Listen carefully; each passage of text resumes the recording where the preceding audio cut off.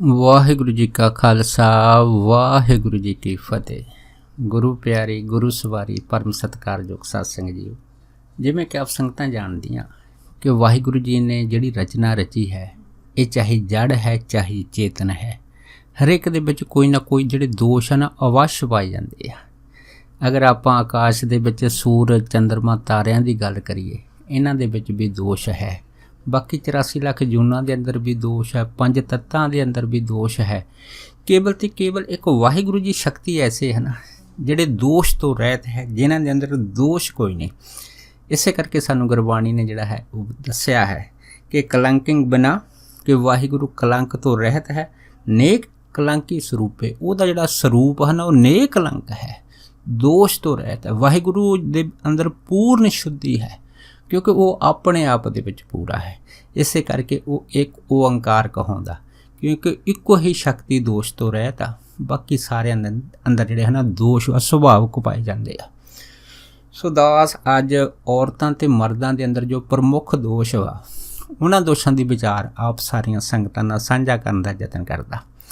ਸੋ ਸਭ ਤੋਂ ਪਹਿਲਾਂ ਆਪਾਂ ਦੇਖਦੇ ਹਾਂ ਕਿ ਦੋਨਾਂ ਦੇ ਅੰਦਰ ਜਿਹੜੇ ਹਨ ਰਲਦੇ ਮਿਲਦੇ ਦੋਸ਼ ਹੈ, ਉਹ ਕੀ ਪਾਏ ਜਾਂਦੇ ਆ। ਅਸਲ ਦੇ ਵਿੱਚ ਪਹਿਲਾ ਜਿਹੜਾ ਦੋਸ਼ ਵਾ ਉਹ ਹੁੰਦਾ ਹੈ ਕੰਨ ਰਸ। ਸੋ ਕੰਨ ਰਸ ਦਾ ਜਿਹੜਾ ਦੋਸ਼ ਹੈ, ਚਾਹੇ ਔਰਤ ਚਾਹੇ ਮਰਦ ਹੈ, ਉਹਨਾਂ ਦੇ ਅੰਦਰ ਜਿਹੜਾ ਹੈ ਨਾ ਉਹ ਬਰਾਬਰ ਹੀ ਪਾਇਆ ਜਾਂਦਾ ਕਿ ਇਸ ਕੰਨ ਰਸ ਦੀ ਜਿਹੜੀ ਖਿੱਚ ਹੈਗੀ ਆ, ਉਹਨਾਂ ਦੇ ਅੰਦਰ ਬਰਾਬਰ ਰਹਿੰਦੀ ਹੈ। ਸੋ ਜਿਹੜਾ ਦੂਸਰਾ ਦੋਸ਼ ਹੁੰਦਾ ਹੈ ਉਹ ਹੁੰਦਾ ਹੈ ਜੀਭ ਦਾ ਚਸਕਾ। ਹੁਣ ਜਿਹੜਾ ਨਾ ਜੀਭ ਦਾ ਚਸਕਾ ਹੈ, ਇਹ ਵੀ ਦੋਸ਼ ਜਿਹੜਾ ਹੈਗਾ, ਇਹ ਇੰਦਰੀ ਦੋਸ਼ ਜਿਹੜੇ ਹੁੰਦੇ ਆ, ਇਹ ਵੀ ਦੋਨਾਂ ਦੇ ਅੰਦਰ ਤਕਰੀਬਨ ਬਰਾਬਰ ਪਾਏ ਜਾਂਦੇ ਆ। ਤੀਸਰਾ ਜਿਹੜਾ ਦੋਸ਼ ਹੁੰਦਾ ਉਹ ਹੁੰਦਾ ਹੈ ਸੁਗੰਧ ਅਤੇ ਦੁਰਗੰਧੀ। ਸੋ ਇਹ ਜਿਹੜਾ ਹੈ ਨਾ ਦੋਸ਼ ਹੈ, ਇਹ ਵੀ ਦੋਨਾਂ ਦੇ ਅੰਦਰ ਮਿਲਦਾ ਜੁਲਦਾ ਹੈ। ਤਾਂ ਸੋ ਜਿਹੜਾ ਚੌਥਾ ਦੋਸ਼ ਹੁੰਦਾ ਹੈ ਉਹ ਹੁੰਦਾ ਹੈ ਅੱਖਾਂ ਦਾ ਨੇਤਰ ਦੋਸ਼। ਹੁਣ ਜਿਹੜਾ ਨੇਤਰ ਦੋਸ਼ ਹੈ, ਇਹਦੇ ਵਿੱਚ ਕੀ ਹੁੰਦਾ ਹੈ ਕਿ ਦੁਨੀਆ ਦੇ ਰੰਗ ਤਮਾਸ਼ੇ ਦੇਖਣੇ, ਇਹ ਮਰਦ ਦੇ ਅੰਦਰ ਤਕਰੀਬਨ ਬਰਾਬਰ ਮਿਲਦਾ ਹੈ। ਸੇ ਅਗਰ ਆਪਾਂ ਪੰਜਵੇਂ ਦੋਸ਼ ਦੀ ਗੱਲ ਕਰੀਏ, ਉਹ ਹੁੰਦੀ ਹੈ ਕਾਮ ਵਾਸ਼ਨਾ। ਸੋ ਕਾਮ ਵਾਸ਼ਨਾ ਦਾ ਜਿਹੜਾ ਦੋਸ਼ ਆ ਜਾਂ ਕਾਮ ਵਾਸ਼ਨਾ ਦੀ ਪੂਰਤੀ ਹੈ, ਇਹ ਵੀ ਔਰਤ ਤੇ ਮਰਦ ਦੇ ਅੰਦਰ ਹੈ ਨਾ ਬਰਾਬਰ ਤਕਰੀਬਨ ਪਾਈ ਜਾਂਦੀ ਹੈ। ਇਸ ਤੋਂ ਇਲਾਵਾ ਜਿਹੜੇ ਪ੍ਰਮੁੱਖ ਦੋਸ਼ ਹੈ, ਜਿਹੜੇ ਦੋਨਾਂ ਦੇ ਵਿੱਚ ਜਿਹੜੇ ਹੈ ਨਾ ਭਾਰੀ ਗਿਣੇ ਜਾਂਦੇ ਜਾਂ ਅਲੱਗ-ਅਲੱਗ ਆਪਣੀ ਹਸਤੀ ਰੱਖਦੇ ਆ, ਉਹ ਵੀ ਜਿਹੜੇ ਹੈ ਨਾ ਉਹ ਜ਼ਿਆਦਾ ਮੰਨੇ ਜਾਂਦੇ ਆ। ਸੋ ਉਹਨਾਂ ਦੋਸ਼ਾਂ ਦੇ ਵਿੱਚ ਆਓ ਸਭ ਤੋਂ ਪਹਿਲਾਂ ਆਪਾਂ ਮਰਦ ਦੇ ਦੋਸ਼ਾਂ ਦੀ ਗੱਲ ਕਰਦੇ ਹਾਂ ਕਿ ਮਰਦ ਦੇ ਅੰਦਰ ਜਿਹੜੇ ਪੰਜ ਦੋਸ਼ ਉਹ ਪਾਏ ਜਾਂਦੇ। ਪਹਿਲਾ ਦੋਸ਼ ਹੁੰਦਾ ਹੈ ਪਰਤ੍ਰਿਆ ਰੂਪ। ਹੁਣ ਜਿਹੜੇ ਪਰਾਈ ਇਸਤਰੀ ਦਾ ਰੂਪ ਤੱਕਣਾ, ਇਹ ਦੋਸ਼ ਮਰਦ ਦੇ ਅੰਦਰ ਪਹਿਲਾਂ ਪਹਿਲ ਦੇ ਆਧਾਰ 'ਤੇ ਜਿਹੜਾ ਹੈ ਉਹ ਪ੍ਰਧਾਨ ਮੰਨਿਆ ਜਾਂਦਾ ਹੈ। ਸੋ ਇਸੇ ਕਰਕੇ ਇਹ ਜਿਹੜੇ ਆਮ ਆਪਾਂ ਪਿਛਲੇ ਰਾਜੇ ਜਾਂ ਮਹਾਰਾਜੇ ਦੇਖਦੇ ਹਾਂ ਕਿ ਇੱਕ ਤੋਂ ਵੱਧ ਰਾਣੀਆਂ ਰੱਖਣ ਦੇ ਜਿਹੜੇ ਰਿਵਾਜ ਹੈਗੇ, ਉਹਨਾਂ ਦੇ ਅੰਦਰ ਪਾਏ ਜਾਂਦੇ ਸੀਗੇ। ਕਿਉਂਕਿ ਕਿਸੇ ਵੀ ਜਾਂ ਸੁੰਦਰ ਇਸਤਰੀ ਨੂੰ ਦੇਖਦੇ ਸੀਗੇ, ਉਹਦੇ ਨਾਲ ਉਹ ਜਿਹੜੀ ਸ਼ਾਦੀ ਸੀਗੇ ਉਹ ਰਾਜੇ ਮਹਾਰਾਜੇ ਜਿਹੜੇ ਹੈ ਉਹ ਕਰਦੇ ਆਏ ਆ। ਸੋ ਕਹਿਣ ਤੋਂ ਭਾਵ ਇਹ ਹੈਗਾ ਕਿ ਇਹ ਜਿਹੜਾ ਨਾ ਪਰਾਈ ਇਸਤਰੀ ਦਾ ਰੂਪ ਹੈਗਾ, ਇਹ ਵੀ ਦੋਸ਼ ਮਰਦਾਂ 'ਚ ਪ੍ਰਧਾਨ ਆ।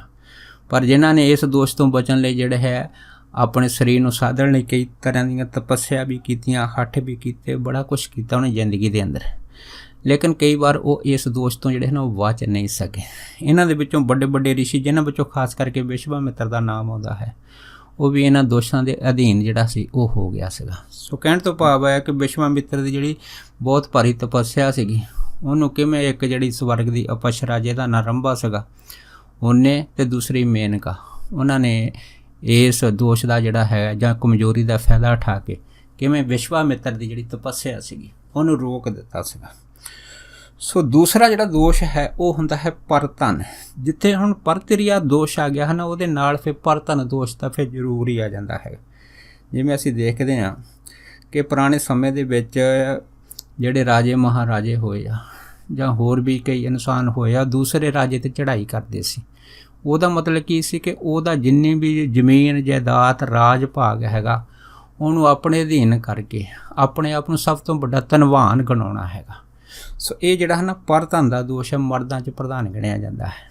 ਜਿਵੇਂ ਅਸੀਂ ਵੀ ਦੇਖਦੇ ਹਾਂ ਕਿ ਇਤਿਹਾਸ ਦੇ ਅੰਦਰ ਬਹੁਤ ਸਾਰੀਆਂ ਘਟਨਾਵਾਂ ਆਉਂਦੀਆਂ ਕਿ ਕੇਰੂ ਦਾ ਰਾਜਾ ਹੋਇਆ, ਜਿਹਨੇ ਮੁਰਦਿਆਂ ਦੀਆਂ ਕਬਰਾਂ ਪਟਾ ਕੇ ਵੀ ਜਿਹੜੇ ਸੀ ਉਹਨਾਂ 'ਚੋਂ ਪੈਸੇ ਕੱਢੇ ਆ। ਇਸੇ ਤਰ੍ਹਾਂ ਵੱਡੇ ਵੱਡੇ ਜਿਹੜੇ ਹੈ ਨਾ ਧਨਾੜ ਹੋਏ ਆ। ਸੋ ਇਹ ਜਿਹੜੇ ਵੱਡੇ ਧਨਾੜ ਹੋਏ, ਜਿਨ੍ਹਾਂ ਦੇ ਵਿੱਚੋਂ ਅਸੀਂ ਦੁਨੀ ਚੰਦ ਵੀ ਮੰਨਦੇ ਹਾਂ ਜਾਂ ਹੋਰ ਵੀ ਆਪਾਂ ਸਾਖੀਆਂ ਦੇ ਵਿੱਚ ਦੇਖਦੇ ਹਾਂ ਮਲਕ ਭਾਗੋ ਵਗੈਰਾ ਵਰਗੇ, ਇਹ ਜਿਹੜੇ ਵੱਡੇ ਵੱਡੇ ਧਨਾੜ ਹੋਏ ਆ, ਜਿਹੜੇ ਦੂਸਰੇ ਇਨਸਾਨਾਂ ਦਾ ਹੱਕ ਮਾਰ ਕੇ ਆਪਣੇ ਕੋਲ ਪੈਸਾ ਜਿਹੜਾ ਜਮ੍ਹਾਂ ਕਰਦੇ ਰਹੇ ਆ, ਇਹ ਜਿਹੜਾ ਦੋਸ਼ ਹੈਗਾ ਇਹ ਖਾਸ ਕਰਕੇ ਮਰਦਾਂ ਵਿੱਚ ਪ੍ਰਧਾਨ ਪਾਇਆ ਜਾਂਦਾ ਕਿ ਪਰ ਧਨ ਨੂੰ ਲੁੱਟਣਾ। ਇਸ ਕਰਕੇ ਬਹੁਤ ਸਾਰੇ ਜਿਹੜੇ ਆਦਮੀ ਹੈਗੇ ਆ, ਅਗਰ ਉਹ ਇਸ ਜ਼ੋਰ ਦੇ ਨਾਲ ਨਹੀਂ ਤਾਂ ਫਿਰ ਉਹ ਦੂਸਰੇ ਤਰੀਕੇ ਵਰਤ ਕੇ, ਜਿਨ੍ਹਾਂ ਨੂੰ ਅਸੀਂ ਕਹਿੰਦੇ ਹਾਂ ਕਿ ਚੋਰ ਆ, ਸਮਗਲਰ ਆ, ਡਾਕੂ ਆ, ਇਹੋ ਜਿਹੇ ਤਰੀਕਿਆਂ ਦੇ ਵਿੱਚ ਆ ਕੇ ਉਹ ਫਿਰ ਦੂਸਰਿਆਂ ਦੇ ਘਰ ਜਿਹੜੀਆਂ ਹੈ ਉਹ ਪਰਾਏ ਧਨ ਨੂੰ ਇਕੱਠਾ ਕਰਨ ਵਾਸਤੇ ਜੋ ਉਹ ਚੋਰੀਆਂ ਕਰਦੇ, ਸੰਨ ਕਰ ਲਾਉਂਦੇ ਜਾਂ ਡਾਕੇ ਮਾਰਦੇ ਹੈ। ਇਹ ਸਾਰੀ ਇਹ ਮਰਦ ਦੀ ਕਮਜ਼ੋਰੀ ਦੀ ਇੱਕ ਨਿਸ਼ਾਨੀ ਹੁੰਦੀ ਹੈ। ਇਹ ਦੋਸ਼ ਪ੍ਰਧਾਨ ਦਾ ਪਾਇਆ ਜਾਂਦਾ ਹੈ। ਸੋ ਤੀਸਰਾ ਜਿਹੜਾ ਦੋਸ਼ ਪ੍ਰਧਾਨ ਹੈ ਉਹਦੇ ਵਿੱਚੋਂ ਹੈ ਉਹ ਮਦ ਨਸ਼ਾ। ਸੋ ਮਦ ਨਸ਼ੇ ਦਾ ਜਿਹੜਾ ਸੇਵਨ ਹੈ ਉਹ ਮਰਦ ਸਮਾਜ ਦੇ ਵਿੱਚ ਜਿਹੜਾ ਹੈ ਉਹ ਬਹੁਤ ਦੇਰ ਤੋਂ ਚੱਲਦਾ ਆ ਰਿਹਾ। ਇਹਨਾਂ ਦੇ ਵਿੱਚ ਤਕਰੀਬਨ ਪੋਸਤ, ਚਰਸ, ਅਫੀਮ, ਭੰਗ ਅਤੇ ਸ਼ਰਾਬ, ਇਹ ਜਿਹੜੇ ਹਨ 5 ਨਸ਼ੇ ਹੈ। ਇਹ ਪੁਰਾਤਨ ਸਮੇਂ ਤੋਂ ਜਿਹੜੇ ਹੈਗੇ ਉਹ ਖਾਸ ਕਰਕੇ ਮਰਦਾਂ ਦੀ ਸ਼੍ਰੇਣੀ ਦੇ ਵਿੱਚ ਪ੍ਰਧਾਨ ਗਿਣੇ ਗਏ। ਇਸ ਤੋਂ ਇਲਾਵਾ ਫਿਰ ਜਿਹੜੇ ਹੋਰ ਨਸ਼ੇ ਆ, ਜਿਵੇਂ ਜਿਹੜੇ ਹੁੱਕੇ ਆ, ਚਲਮਾ, ਤੰਬਾਕੂ ਵਗੈਰਾ ਵਗੈਰਾ, ਇਹ ਜਿਹੜੀਆਂ ਸਾਰੀਆਂ ਚੀਜ਼ਾਂ ਨਸ਼ਿਆਂ ਦੇ ਵਿੱਚ ਆ ਜਾਂਦੀਆਂ। ਨਸ਼ਿਆਂ ਦਾ ਸੇਵਨ ਇਹ ਖਾਸ ਕਰਕੇ ਜ਼ਿਆਦਾ ਮਰਦਾਂ ਦੇ ਵਿੱਚ ਪਾਇਆ ਜਾਂਦਾ ਹੈ। ਸੋ ਇਹ ਇਹਨਾਂ ਦੀ ਕਮਜ਼ੋਰੀ ਹੈ। ਇਸ ਤੋਂ ਬਾਅਦ ਇੱਕ ਚੌਥਾ ਦੋਸ਼ ਉਹ ਹੁੰਦੀ ਹੈ ਰਾਜਨੀਤਿਕ ਸੱਤਾ। ਸੋ ਜਿਹੜੀ ਰਾਜਨੀਤਿਕ ਸੱਤਾ ਹੈ ਇਹ ਵੀ ਜਿਹੜੇ ਹੈ ਮਰਦਾਂ ਦੇ ਵਿੱਚ ਪ੍ਰਧਾਨ ਪਾਈ ਜਾਂਦੀ ਹੈ, ਕਿਉਂਕਿ ਮਰਦਾਂ ਦੇ ਦੋਸ਼ ਦੇ ਵਿੱਚ ਆਪਣੇ ਆਪ ਦੀ ਜਿਹੜੀ ਸੱਤਾ ਨੂੰ ਕਾਇਮ ਕਰਨ ਵਾਸਤੇ ਜਿਹੜੇ ਰਾਜੇ ਆ ਉਹ ਕਿਵੇਂ ਆਪਣੇ ਜਿਹੜੇ ਉਹ ਸਕੇ ਭਰਾ ਹੈਗੇ ਆ ਉਹਨਾਂ ਦੇ ਨਾਲ ਛਲ ਫਰੇਬ ਕਰਕੇ ਰਾਜ ਭਾਗ ਜਿਹੜੇ ਕਮਾਉਂਦੇ ਆ। ਇਹਦੇ ਵਿੱਚੋਂ ਆਪਾਂ ਅਨੇਕਾਂ ਰਾਜਿਆਂ ਦੀਆਂ ਜਿਹੜੀਆਂ ਉਹ ਕਹਾਣੀਆਂ ਹੈ ਸੁਣਦੇ ਹਾਂ ਕਿ ਕਿਵੇਂ ਉਹਨਾਂ ਦੇ ਛਲ ਦੇ ਨਾਲ ਇੱਕ ਦੂਸਰੇ ਤੋਂ ਰਾਜ ਖੋ ਕੇ ਰਾਜ ਸੱਤਾ ਹਾਸਲ ਕੀਤੀ ਆ। ਇਸ ਤਰ੍ਹਾਂ ਅਸੀਂ ਅੱਜ ਕੱਲ੍ਹ ਦੀ ਵੀ ਜਿਹੜੀ ਉਹ ਰਾਜਨੀਤੀ ਦੀਆਂ ਜੋ ਵੋਟਾਂ ਦਾ ਜਿਹੜਾ ਹੈਗਾ ਉਹ ਆਪਾਂ ਹਿਸਾਬ ਕਿਤਾਬ ਦੇਖਦੇ ਹਾਂ ਕਿ ਇਹਦੇ ਵਿੱਚ ਸਾਮ, ਦਾਮ, ਡੰਡ, ਭੇਦ, ਇਹ ਸਾਰੇ ਜਿਹੜੇ ਤਰੀਕੇ ਰਾਜ ਸੱਤਾ ਲਈ ਜਿਹੜੇ ਹੈ ਉਹ ਵਰਤੇ ਜਾਂਦੇ ਆ। ਕਿਉਂਕਿ ਰਾਜ ਸੱਤਾ ਜਿਹੜੀ ਹੈ ਉਹ ਇੱਕ ਮਰਦ ਦੀ ਕਮਜ਼ੋਰੀ ਹੈ। ਉਹ ਸਮਝਦਾ ਹੈਗਾ ਕਿ ਮੈਂ ਰਾਜਨੀਤਿਕ ਤੌਰ 'ਤੇ ਜ਼ਿਆਦਾ ਸ਼ਕਤੀਸ਼ਾਲੀ ਹੋ ਕੇ ਆਪਣਾ ਜ਼ਿਆਦਾ ਪ੍ਰਭਾਵ ਜਿਹੜਾ ਹੈਗਾ ਉਹ ਪਾ ਸਕਦਾ। ਇਹ ਸ਼ੁਰੂ ਤੋਂ ਜਿਹੜੀ ਇਹਦੀ ਕਮਜ਼ੋਰੀ ਰਹੀ ਹੈ। ਸੋ ਇਸ ਕਰਕੇ ਅਸੀਂ ਅਗਰ ਅਵਤਾਰਾਂ ਦੀ ਗੱਲ ਕਰੀਏ, ਉਹ ਵੀ ਆਪਣੇ ਸਮੇਂ ਦੇ ਵਿੱਚ ਆਏ ਆ। ਉਹਨਾਂ ਨੇ ਵੀ ਜਿਹੜੇ ਹੈ ਉਹ ਸਮੇਧ ਜੱਗ ਕੀਤੇ ਆ ਅਤੇ ਘੋੜੇ ਛੱਡੇ ਆ, ਅਤੇ ਸਾਰੇ ਰਾਜਾਂ ਦੇ ਵਿੱਚ ਆਪਣੇ ਆਪ ਨੂੰ ਚੱਕਰਵਰਤੀ ਰਾਜਾ ਕਹਾਉਣ ਵਾਸਤੇ ਇਹ ਰਾਜਨੀਤਿਕ ਸੱਤਾ ਦੀ ਜਿਹੜੀ ਕਮਜ਼ੋਰੀ ਆ ਉਹਨੂੰ ਇਸ ਦੁਨੀਆ ਦੇ ਵਿੱਚ ਜਿਹੜਾ ਹੈਗਾ ਉਹਨਾਂ ਨੇ ਇਹ ਮਰਦਾਂ ਦੀ ਕਮਜ਼ੋਰੀ ਦੇ ਰੂਪ ਦੇ ਵਿੱਚ ਗਿਣਿਆ ਜਾਂਦਾ ਹੈ। ਸੋ ਇੱਕ ਜਿਹੜੀ ਕਮਜ਼ੋਰੀ ਹੈ ਮਰਦਾਂ ਦੇ ਅੰਦਰ ਉਹ ਹੁੰਦੀ ਹੈ ਮੁਕਾਬਲੇਬਾਜ਼ੀ। ਸੋ ਖਾਸ ਕਰਕੇ ਜਿਹੜੀ ਮੁਕਾਬਲੇਬਾਜ਼ੀ ਜਿਹੜੀ ਹੈ ਇਹ ਮਰਦਾਂ ਦੇ ਅੰਦਰ ਪ੍ਰਧਾਨ ਗਿਣੀ ਜਾਂਦੀ। ਚਾਹੇ ਆਪਾਂ ਅਗਰ ਸ਼ੁਰੂ ਤੋਂ ਗੱਲ ਕਰੀਏ, ਚਾਹੇ ਉਹ ਖੇਡ ਦਾ ਖੇਤਰ ਹੈ, ਇਹਦੇ ਵਿੱਚ ਵੀ ਜਿਹੜੀ ਇਹ ਖੇਡ ਜਿਹੜੀ ਮਰਦ ਪ੍ਰਧਾਨ ਰਹੀ ਹੈ। ਇਸ ਤੋਂ ਬਾਅਦ ਫਿਰ ਰਾਜੇ ਜਿਹੜੇ ਹੈ ਉਹ ਸੁੰਦਰ ਇਸਤਰੀਆਂ ਦਾ ਜਿਹੜਾ ਹੈਗਾ ਉਹ ਵੱਧ ਤੋਂ ਵੱਧ ਆਪਣੇ ਕੋਲ ਰੱਖਣ ਵਾਸਤੇ, ਜਾਂ ਹੋਰ ਆਪਾਂ ਜਿਹੜਾ ਹੈਗਾ ਉਹ ਦੇਖਦੇ ਹਾਂ ਕਿ ਜਿਹੜੇ ਰਾਜੇ ਮਹਾਰਾਜੇ ਹੋਏ ਆ ਉਹ ਦੂਸਰਿਆਂ ਰਾਜਿਆਂ ਤੋਂ ਆਪਣੇ ਆਪ ਦੀ ਜਿਹੜੀ ਮੁਕਾਬਲੇਬਾਜ਼ੀ ਆ ਉਹ ਵੱਧ ਰੱਖਣਾ ਚਾਹੁੰਦੇ ਆ।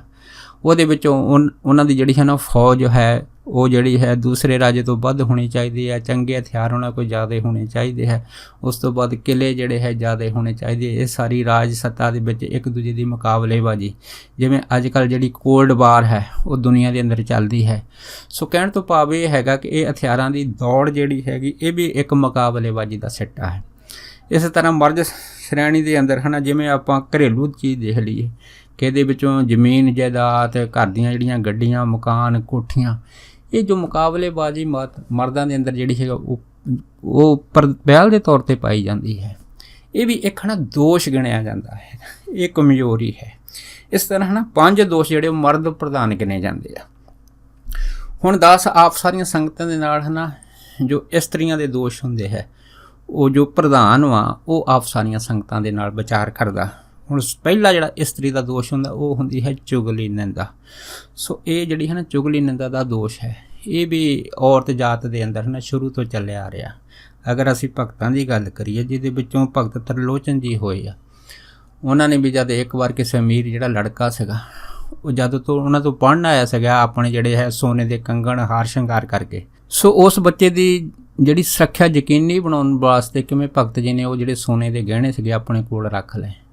ਅਤੇ ਰੱਖਣ ਤੋਂ ਬਾਅਦ ਪਰ ਜਦੋਂ ਉਸ ਬੱਚੇ ਦੀ ਜਿਹੜੀ ਮਾਂ ਨੂੰ ਉਸ ਬੱਚੇ ਨੇ ਦੱਸਿਆ ਕਿ ਮੇਰੇ ਜਿਹੜੇ ਗਹਿਣੇ ਹੈਗੇ ਆ ਉਹ ਭਗਤ ਤਰਲੋਚਨ ਜੀ ਨੇ ਰੱਖ ਲਏ, तो ਉਹਦੇ ਮਨ 'ਚ ਸ਼ੰਕਾ ਹੋਈ ਆ ਕਿ ਤਰਲੋਚਨ ਜਿਹੜੇ ਹੈਗੇ ਆ ਉਹਨਾਂ ਨੂੰ ਬੜੀ ਠੱਗੀ ਦੇ ਨਾਲ ਜਿਹੜੇ ਹੈ ਇਹ ਗਹਿਣੇ ਮੇਰੇ ਬੱਚੇ ਦੇ ਉਤਾਰ ਕੇ ਆਪਣੇ ਪਾਸ ਰੱਖ ਲਏ। ਉਹਨੇ ਜਾ ਕੇ ਫਿਰ ਜਿਹੜੀ ਹੈ ਨਾ ਦੂਸਰੀ ਇਸਤਰੀ ਦੇ ਪਾਸ ਜਾ ਕੇ ਚੁਗਲੀ ਕੀਤੀ ਕਿ ਜਿਹਨੂੰ ਤਰਲੋਚਨ ਜਿਹਨੂੰ ਲੋਕੀ ਭਗਤ ਜੀ ਆਖਦੇ ਆ, ਅਸਲ ਦੇ ਵਿੱਚ ਉਹ ਠੱਗ ਆ। ਕਿਵੇਂ ਮੇਰੇ ਬੱਚੇ ਦੇ ਸਾਰੇ ਗਹਿਣੇ ਉਹਨੇ ਆਪਣੇ ਪਾਸ ਰੱਖ ਲਏ। ਇਹ ਗੱਲ ਮੇਰੇ ਬੱਚੇ ਨੇ ਦੱਸੀ ਆ। ਸੋ ਕਹਿਣ ਤੋਂ ਭਾਵ ਇਹ ਹੈ ਉਹ ਚੁਗਲੀ ਜਿਹੜੀ ਉਹ ਕਰਦੀ ਜਿਹੜੀ ਹੈ ਇੱਕ ਤੋਂ ਦੂਜੀ ਤੋਂ ਤੀਜੀ ਤੇ ਭਗਤ ਜੀ ਦੀ ਨਿੰਦਾ ਹੋਣ ਲੱਗੀ। ਸੋ ਕਹਿਣ ਤੋਂ ਭਾਵ ਇਹ ਹੈਗਾ ਕਿ ਇਹ ਜਿਹੜੀ ਚੁਗਲੀ ਨਿੰਦਾ ਜਿਹੜੀ ਹੈ ਨਾ ਇਹ ਖਾਸ ਕਰਕੇ ਔਰਤਾਂ ਦੇ ਵਿੱਚ ਪ੍ਰਧਾਨ ਰਿਹਾ ਹੈ। ਸੋ ਦੂਸਰਾ ਜਿਹੜਾ ਹੁੰਦਾ ਹੈ ਉਹ ਦੋਸ਼ ਉਹ ਹੁੰਦਾ ਹੈ ਔਰਤ ਜਾਤੀ ਕਿ ਦੂਸਰਿਆਂ ਨੂੰ ਨੀਵਾਂ ਦਿਖਾਉਣਾ, ਦੂਸਰੀ ਔਰਤ ਨੂੰ ਨੀਵਾਂ ਦਿਖਾਉਣਾ। ਇਹ ਜਿਹੜਾ ਹੈ ਨਾ ਦੋਸ਼ ਇਹ ਵੀ ਪ੍ਰਧਾਨ ਪਾਇਆ ਜਾਂਦਾ। ਖਾਸ ਕਰਕੇ ਅਸੀਂ ਰਾਜੇ ਰਾਣੀਆਂ ਦੀ ਅਗਰ ਗੱਲ ਕਰੀਏ, ਰਾਣੀ ਜਿਹੜੀ ਹੈਗੀ ਆ ਭਾਵੇਂ ਕਿ ਰਾਜੇ ਦੇ 100 ਰਾਣੀ ਕਿਉਂ ਨਾ ਹੋਵੇ, ਪਰ ਹਰੇਕ ਰਾਣੀ ਦੂਜੀ ਰਾਣੀ ਨੂੰ ਜਿਹੜਾ ਹੈ ਨੀਵਾਂ ਦਿਖਾਉਣ ਵਾਸਤੇ ਉਹ ਕਿਸੇ ਨਾ ਕਿਸੇ ਯਤਨ ਦੇ ਵਿੱਚ ਜਿਹੜੀ ਹੈ ਉਹ ਆਪਣੇ ਆਪ ਨੂੰ ਜਿਹੜਾ ਹੈ ਉਸ ਦੇ ਵਿੱਚ ਜ਼ਿਆਦਾ ਸ਼ਾਮਲ ਰੱਖਦੀ ਆ। ਜਿਵੇਂ ਅਸੀਂ ਦੇਖਦੇ ਹਾਂ ਕਿ ਵਧੀਆ ਕੱਪੜਿਆਂ ਦਾ ਜਿਹੜਾ ਹੈਗਾ ਉਹਦੇ ਵਿੱਚ ਇੱਕ ਦੂਸਰੇ ਨੂੰ ਪਾ ਕੇ ਨੀਵਾਂ ਦਿਖਾਉਣਾ ਫੈਸ਼ਨ ਦੇ ਦੌਰ ਦੇ ਅੰਦਰ, ਫਿਰ ਕਿਵੇਂ ਸੋਨਿਆਂ ਦੇ ਗਹਿਣਿਆਂ ਦੇ ਵਿੱਚ, ਜਾਂ ਅਸੀਂ ਦ੍ਰੋਪਦੀ ਵੀ ਦੇਖਦੇ ਹਾਂ ਕਿ ਕਿਵੇਂ ਉਹਨੇ ਆਪਣੇ ਸਮੇਂ ਦੇ ਵਿੱਚ ਰੰਗ ਮਹਿਲ ਬਣਾਇਆ ਸੀ, ਲੇਕਿਨ ਆਪਣੇ ਜਿਹੜੇ ਦੁਰਯੋਧਨ ਸੀ ਉਹਨਾਂ ਨੂੰ ਨੀਵਾਂ ਦਿਖਾਉਣ ਵਾਸਤੇ ਜਿਹੜਾ ਉਹਨੇ ਗੱਲ ਕਹਿ ਦਿੱਤੀ ਸੀ ਕਿ ਅੰਨੇ ਦੀ ਜਿਹੜੀ ਔਲਾਦ ਅੰਨੇ ਉਹ ਵੀ ਇੱਕ ਜੰਗ ਦਾ ਕਾਰਨ ਬਣੀ। ਸੋ ਕਹਿਣ ਤੋਂ ਭਾਵ ਹੈ ਕਿ ਇੱਕ ਦੂਸਰੇ ਨੂੰ ਜਿਹੜਾ ਨੀਵਾਂ ਦਿਖਾਉਣ ਦੀ ਦੌੜ ਹੈਗੀ ਆ ਇਹ ਔਰਤ ਪ੍ਰਧਾਨ ਰਹੀ ਆ। ਸੋ ਅੱਗੇ ਹੈ ਅੜੀਅਲ ਸੁਭਾਅ।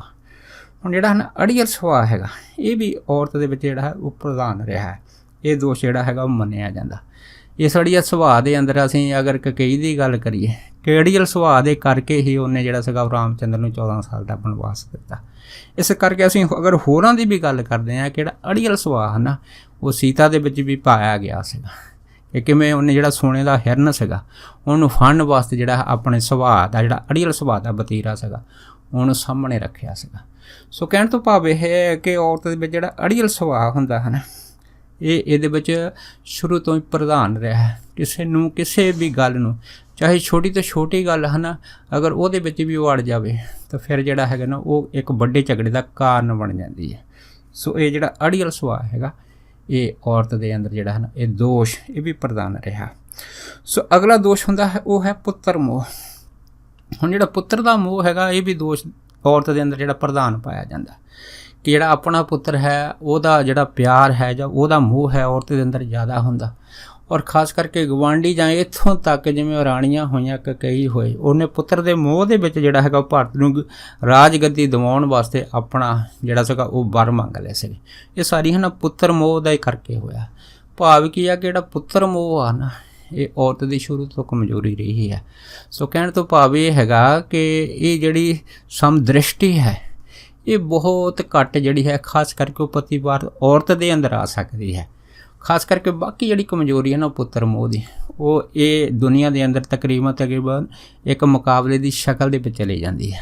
ਅਗਰ ਉਹਦਾ ਜਿਹੜਾ ਪੁੱਤਰ ਹੈ ਉਹ ਵਧੀਆ ਕੱਪੜੇ ਪਾਏ ਜਾਂ ਤਾਂ ਫਿਰ ਉਹਦੇ ਜਿਹੜੀ ਦੂਸਰੀ ਔਰਤ ਆਪਣੇ ਪੁੱਤਰ ਨੂੰ ਵਧੀਆ ਦਿਖਾਉਣ ਵਾਸਤੇ ਉਹ ਤੋਂ ਵਧੀਆ ਜਿਹੜਾ ਹੈਗਾ ਉਹ ਖਰਚਾ ਕਰਦੀ ਹੈ। ਸੋ ਇਸ ਤਰ੍ਹਾਂ ਦਾ ਇੱਕ ਜਿਹੜਾ ਨਾ ਮੁਕਾਬਲਾ ਹੈਗਾ ਇਹ ਚੱਲਦਾ ਰਹਿੰਦਾ ਹੈਗਾ। ਇਹ ਸਾਰੀ ਪੁੱਤਰ ਮੋਹ ਦੀ ਜਿਹੜੀ ਬਦੌਲਤ ਹੁੰਦੀ ਹੈ। ਸੋ ਅਗਲਾ ਜਿਹੜਾ ਹੁੰਦਾ ਹੈ ਔਰਤ ਦੇ ਅੰਦਰ ਉਹ ਹੁੰਦੀ ਹੈ ਖੂਬਸੂਰਤੀ ਦਾ ਮੁਕਾਬਲਾ। ਇਹ ਵੀ ਇੱਕ ਦੋਸ਼ ਜਿਹੜਾ ਪਾਇਆ ਜਾਂਦਾ ਹੈ। ਇਸ ਖੂਬਸੂਰਤੀ ਦੇ ਅੰਦਰ ਆਪਾਂ ਦੇਖਦੇ ਹਾਂ ਕਿ ਦੁਨੀਆ ਦੇ ਵਿੱਚ ਜਿਹੜੇ ਕਿੰਨੇ ਬਿਊਟੀ ਪਾਰਲਰ ਅੱਜ ਕੱਲ੍ਹ ਜਿਹੜੇ ਹੋਣ ਦੇ ਵਿੱਚ ਆਏ ਆ ਜਾਂ ਹੋਰ ਵੀ ਅਸੀਂ ਸਾਧਨ ਦੇਖਦੇ ਹਾਂ, ਗਹਿਣੇ ਕੱਪੜਿਆਂ ਦੀ ਜਿਹੜੀ ਮਹਿੰਗਾਈ ਹੈ, ਬਾਕੀ ਸਾਰਾ ਕੁਝ ਜਿਹੜਾ ਹੈ ਨਾ ਇਹ ਜਿਹੜੀ ਸੁੰਦਰਤਾ ਦੇ ਮੁਕਾਬਲੇ ਖੂਬਸੂਰਤੀ ਦੇ ਮੁਕਾਬਲੇ ਇਹ ਜਿਹੜੇ ਮੁਕਾਬਲੇ ਹੈ ਇਹ ਵੀ ਔਰਤ ਦੇ ਅੰਦਰ ਦੋਸ਼ ਪ੍ਰਧਾਨ ਮੰਨੇ ਜਾਂਦੇ ਆ। ਸੋ ਕਹਿਣ ਤੋਂ ਭਾਵ ਇਹ ਹੈ ਕਿ ਸਭ ਤੋਂ ਜਿਹੜੀ ਵੱਡੀ ਚੀਜ਼ ਉਹ ਹੁੰਦੀ ਹੈ ਸਾਦਗੀ। ਅਗਰ ਗੁਰਮਤ ਦੀ ਦੁਨੀਆ ਦੇ ਵਿੱਚ ਅਸੀਂ ਦੇਖੀਏ ਤਾਂ ਇੱਥੇ ਸਾਦਗੀ ਪ੍ਰਧਾਨ ਹੈ, ਲੇਕਿਨ ਅਗਰ ਅਸੀਂ ਇਹਨਾਂ ਮਨਮੁਖ ਦੀ ਦੁਨੀਆ 'ਚ ਦੇਖੀਏ ਤਾਂ ਇਹ ਜਿਹੜਾ ਖੂਬਸੂਰਤੀ ਮੁਕਾਬਲੇ ਦਾ ਦੋਸ਼ ਹੈਗਾ ਇਹ ਪ੍ਰਧਾਨ ਮੰਨਿਆ ਜਾਂਦਾ ਹੈ। ਸੋ ਕਹਿਣ ਤੋਂ ਭਾਵ ਇਹ ਹੈ ਕਿ ਇਹ ਜਿਹੜੇ 5 ਦੋਸ਼ ਇਹ ਮਰਦਾਂ ਵਿੱਚ ਅਤੇ ਔਰਤਾਂ ਦੇ ਵਿੱਚ ਪਾਏ ਜਾਂਦੇ ਹੈ। ਇਹਨਾਂ ਦੋਸ਼ਾਂ ਨੂੰ ਜਿਹੜੀ ਹੈ ਨਾ ਜਦੋਂ ਇਨਸਾਨ ਜਿਹੜਾ ਉਹ ਵਿਚਾਰਦਾ ਹੈ ਜਾਂ ਆਪਣੀ ਜੀਵਨ ਦੇ ਵਿੱਚ ਜਦ ਉਹ ਇਹ ਜਿੰਨੇ ਵੀ ਫਾਲਤੂ ਖਰਚ ਕਰਦਾ ਹੈ ਅਗਰ ਉਹ ਦੇਖਿਆ ਜਾਵੇ, ਅਗਰ ਉਹ ਸੋਚੇ ਇਹਨਾਂ ਦੋਸ਼ਾਂ ਦੇ ਕਰਕੇ ਉਹਨੇ ਆਪਣੀ ਜਿਹੜੀ ਜ਼ਿੰਦਗੀ ਹੈਗੀ ਹੈ ਨਾ ਉਹ ਤਬਾਹੀ ਦੇ ਕੰਢੇ 'ਤੇ ਖੜੀ ਕਰ ਦਿੱਤੀ ਹੈ। ਅਸਲ ਦੇ ਵਿੱਚ ਉਹ ਜਿਸ ਕਾਰਜ ਲਈ ਆਇਆ ਸੀਗਾ ਨਾ ਉਹ ਕਾਰਜ ਫਿਰ ਤੋਂ ਕੋਹਾਂ ਦੂਰ ਜਿਹੜਾ ਹੈਗਾ ਉਹ ਰਹਿ ਜਾਂਦਾ। ਜਿਵੇਂ ਅਸੀਂ ਗੁਰਬਾਣੀ ਦੇ ਅੰਦਰ ਦੇਖਦੇ ਹਾਂ, ਪ੍ਰਾਣੀ ਤੂੰ ਆਇਆ ਲਾਹਾ ਲੈਣ ਲੱਗਾ ਕਿਤ ਕੋ ਫੱਕੜੇ सब मुकदी चली रहन। सो कहण तो भाव ये सारी है ना कुफक्कड़ वालियां गल्लां हुंदियां है। सो कुफक्कड़ वो गल्लां जिहदी दरगाह दे अंदर जिहड़ी ना कीमत नहीं पैंदी। दुनिया दे विच जरूर आ कि 4 दिन दे ढोल वजदे आ, लेकिन 4 दिन दे ढोल जिहड़े जदों वज हटदे आ उस तो बाद जिहड़ी असल जिंदगी आ ना जद उहदा भेद खोलदा हैगा फिर शर्मिंदगी तो बगैर जां अफसोस तो बगैर उत्थे कुछ रह नहीं जांदा। जां इउं कह लो कि जिवें गुरबाणी कहंदी आ कि रात गवाई सोए के दिवस गवाया खाए, हीरे जैसा जन्म है कौडी बदले जाए। फिर रात जिहड़ी सौ के गवाती ते दिन जिहड़ा हैगा भोगां बलासां च खर्च करके गवाता। ये जिहड़ा हीरे वर्गा जन्म मनुखा दा मिलिਆ 84 ਲੱਖ जूना तो बाद एक कौडी बदले, भाव कि एक छोटी जी शानो शौकत अपने आप नूं जिहड़ा है ना वो उच्चा दर्शाउण वास्ते जां मुकाबलेबाजी दे अंदर ये सारा कुछ खर्च कर दिता जाता है। एक कौडी बदले चलाया जाता है। भाव की है इंसान नूं वो जागण की जरूरत है। जिहड़े इंसान जिहड़े अपनी जिंदगी च जाग जाते आ मन आत्मा करके वो तो इन्हां चीज़ों तो बचे रहिंदे आ। बाकी जिहड़े इंसान हैगे आ जिवें जिहड़े दाणे चक्की दे पुड़ दे विच दले जांदे आ इस तरह वो जिहड़े इंसान है इन्हां दे विच इन्हां दोषां करके दले जांदे आ। सो इन्ने बचन करदा होया दास खेमा दा जाचक है जी। होइयां भुल्लां चुक्कां दी खिमा बख्शणी। सो फतेह बुलाओ जी। वाहिगुरू जी का खालसा वाहिगुरू जी की फतेह।